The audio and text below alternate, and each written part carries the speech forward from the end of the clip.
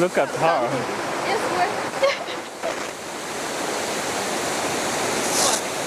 Dukarabe. Dukuremo imyenda dukarabe. No, bivuga neza, like I can spend like the day here. Yeah. You can abgo. Ejo bundi narahikinze like ngera ahantu nyine hari so peaceful. I was like ndikumva ngiye nko kwicara hasi nkandika indirimbo. Wow. Nkazayigurisha kuri Bruce Melody. Sinzi ibintu bari gukora. Ubaze kuriya nyine akabuno kakanyerera. Wallahi ndi kukubona. It's pulling, it's heavy. Yeah. You see uko nimbaraga ashiramo.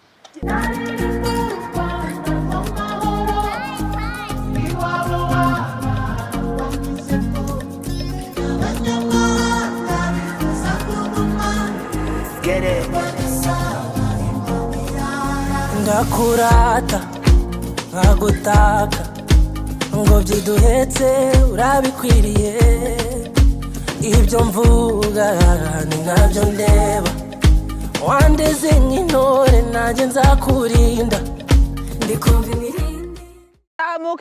When we woke up this morning, the idea was to go for jogging and stretch and then go back to the resort. But we suddenly decided aka kayira ndi to go kukabona for a kagenda hike, ko let's sumaze yo explore a kagarukira. little more because we were seeing some really beautiful hills this way where we're going. So we're going to explore because we really want to be doing this so often. And we want to bring more people from the city, like from Kigali, to come here and hike, you know, they get to explore. narasakuje.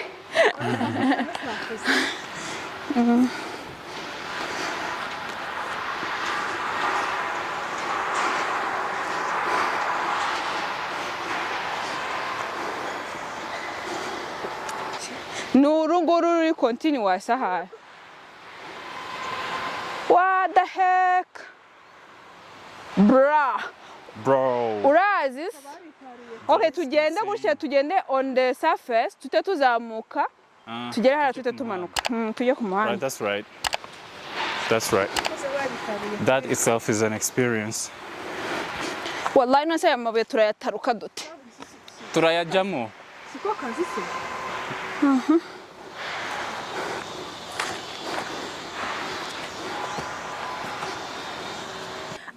Guys, you are welcome, and we do this trail of industrial zone and with a hike. This hike is really amazing. For real. Yeah. It is amazing. You'll need to get out of Kigali. Come experience. Yeah, just come and explore this. What? And you feel the sun while you're feeling the breeze of airs like hitting your skin, and you feel like, ooh. For real. Wow, what? Eh? Ndabyanze. Yitwa Sheri ngaho mpamagara. Araharebye. Sheri ni izina ryumva cyane. Mana nose turazamukira aha. Yego security. Abo bantu bakunze bakunda pete. Oigo. Makare yaduhetamisha. Ai. Yego ko. Icyo ni igisiga. Do yo turi muri hike nuko ubugenda wumva inyoni Biruhura mu mutwe. Kajivuga ngo this one. Iyi ni abanyoni nuko baba bameze. Like the bird watchers. Wallahi tugiye kugu hiking adukora kagasozi kavuga ati oh yeah, actually nibagiye kukubwira ko there is somewhere. Yeah. Tugende. Iya dutuye imitwaro. Bavangamo n'urwagwa. Rumaze nk'imyaka 3 rutaze. Ngo urwagwa rumaze imyaka 3 rutaze. Nimba ariho abajura bari. Bari hara hepfo. Wait. You see people? yadutuye So, imitwaro there yaduheta. is a security guard right here. They were standing on the top of this Cyakoze akambwiza ukuri. metal wall, you see. This They thing just is warned us, like, satisfying. we're in a dangerous zone. They just told us I that there's just some bad feeding my people inner child who rwose hide down here, yishimye. and that they could snatch anything. It could be the camera or a phone or No anything kubera ari and muntu run away. mumbe So just mahakonje. warned us, like, we need to get out of here. Ariko umunsi umwe tuzakubitana That's why my niyigize friends are kasha. Couldn't put them on camera because they didn't want to. Ariko baje nabahinga They ibi just told us amabuye. that Bro. this is a zone Bakumva for uko bad babaye. guys who steal from people. Nawe tubonye ahantu hari amazi We inka want to make zijya this zikajyaho. one of our hiking, Kandi abajura ariho bari. you know. And well, we don't care about the Wenda bose ni abajura. we will be doing Nanjye I feel this like more I often. najya hariya pe. Nothing's gonna stop us because, bro, I know Rwanda is super safe. Je ntabwo nabyizeye ibintu ambwiye, man. Ego. Ngo harimo abantu, man, Rwanda is safe. What are you telling me? Ngo hari abantu ngo baratwiba ngo bagira gutya. Bro. Ku manywa, bro, iki gitondo. Wenda badabyumva kurira bakagera. Ariko se kubyo bakomeza gucana imbere. I think they're just trying to scare us, you know. No. Maybe for them they have those thieves. Baza kurira the thing. Kwiba hamwe Yeah. mu nganda. Yeah. Ruhes. There is a huge wall over there. Ariko twaye amazi bayakurura from there. Yeah, arava. Bro, we have to see that waterfall and then climb all the way up there to the main Yeah. road. Umva ushaka gutebera. Yeah, uragwa mu byondo. Garuka wakana we ntago wumva. Nakazi nyamwanga kumva ntiyanze. Kubona. Sawa, kandagiriwe wumve muramanukanye. I ain't gonna try that. Shut this my ship. Hey, Alice. Umunsi umwe tuzagura agatama tujye kukotsa. Siko nararya intama se. Ibaze kuba mbonye intama nkahita ntekereza inyama. I'm a bad guy. Bimeze bite se? You're good. None se aha ni mu ifamu yanyu. Muhora hano buri gihe cyose. Yeah, ko mwakize. Ibera muri paradizo, bro. Ko mwa muri paradizos. Tuba twaje utya imbokoboko. Nase tuza muzaryari. Saa 12 nyembe ndi hano. Muzahambona n'igice. Nje kunywa amata.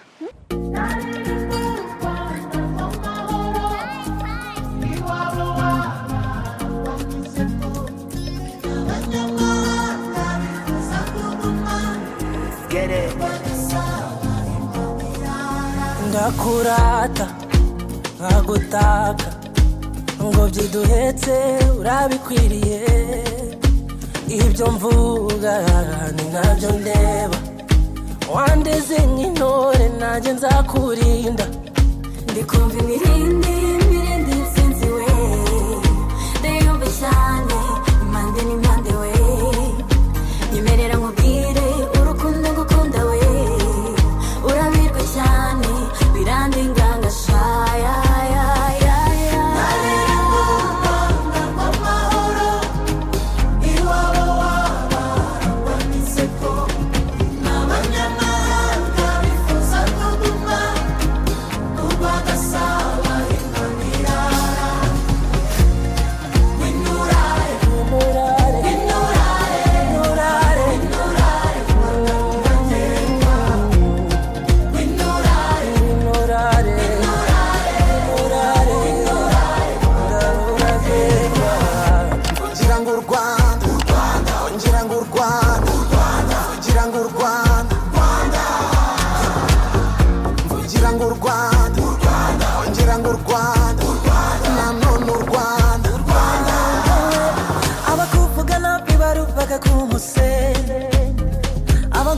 natwe ntibagusenya tureba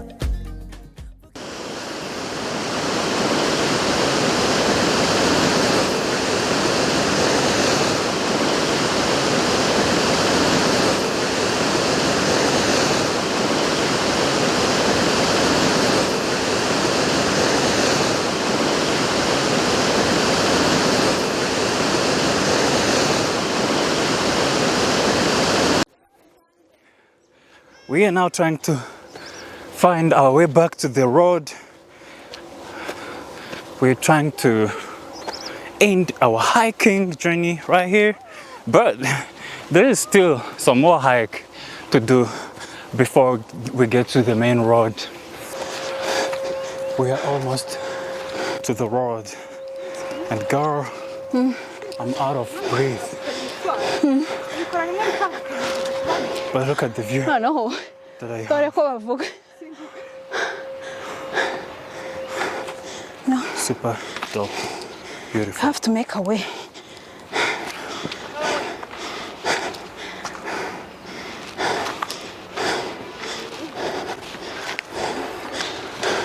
And every time I make a stop, like to film a view like this, I turn back, and these girls are miles ahead of me. I'm like, yo, and I have to run after them, you know, because I don't want them to leave me behind, bro. This is not my hood. I don't want to get lost here. Hari nigeze kuzana mountain duhagarara hariya dufata ino view. Up I there, never thought ko nzagera. that's where the road. Nzahaca noneho ndi munsi. That's where we're going. But look what we have to climb to make it to the road. Oh, and bro, Eh? that is a final Sio kwicumba. hill to climb. I think I'm gonna collapse right there. You'll see that. There's a whole village down there. I can also see a school. But this lens won't zoom in so that I can show you. But y'all can see the beauty that I'm looking at right now. Next time we hike, we'll go up that hill. And there's actually a tower on top of it, if you can see. So we'll definitely go up there. And the girls are nowhere to be seen. So let me run. Gotta go. Where are they?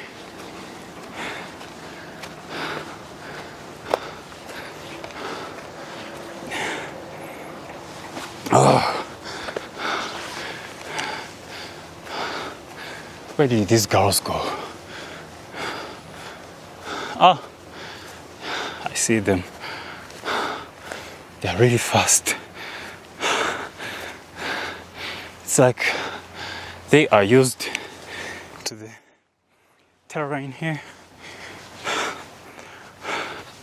I'm struggling, and they're running around like they just woke up.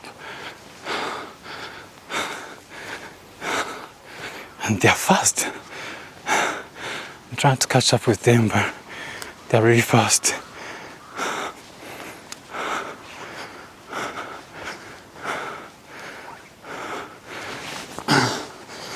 Ooh.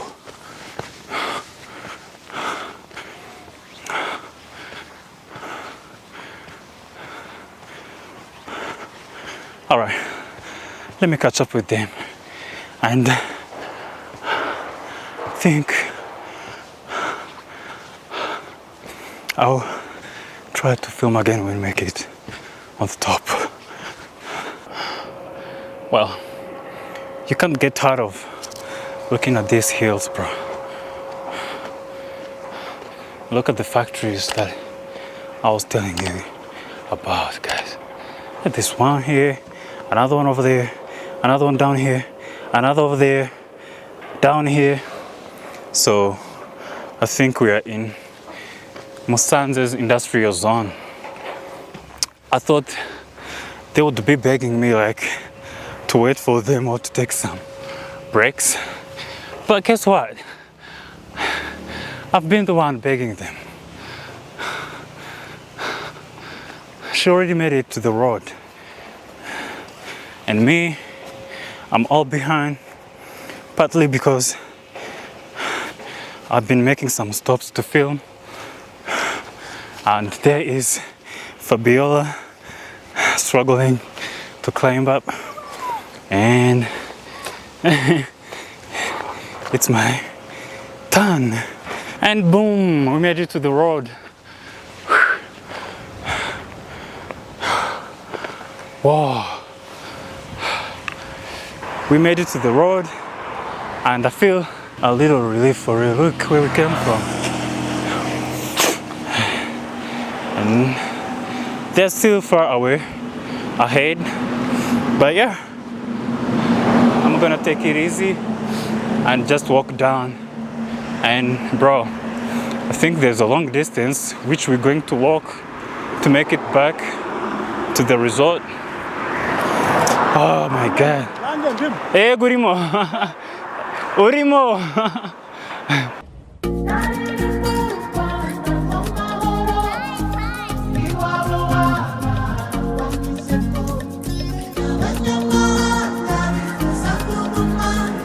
Get it.